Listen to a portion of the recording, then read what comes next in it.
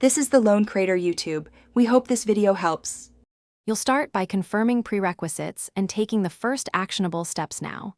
Sign into Deepseek, connect your site and GA4, and import your initial keyword list. Once connected, set crawl limits and pick top competitors to compare against. Make sure to enable JavaScript rendering if your site uses client-side content. This gets you usable data fast. It also prevents wasted scans. Now kick off a focused crawl of your top 20 pages, so you have baseline metrics to act upon immediately. Once the initial crawl finishes, deepen the process by configuring segmented crawls, target product pages, blog clusters, and deep-level URLs.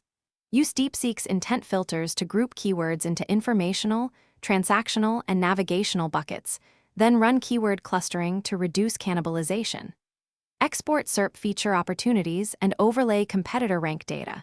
This shows why you win or lose. Also pull UX metrics like LCP and CLS to prioritize fixes.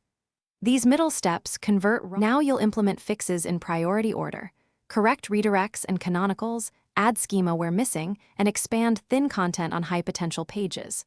Once done, schedule a recrawl and compare rank, traffic, and UX deltas to validate impact. Make sure to iterate on internal linking and monitor SERP features for changes. If metrics don't update, check the obvious troubleshooting items: API key permissions, robots, TXT blocking, or client-side rendering settings. This final sweep closes the loop and solidifies gains.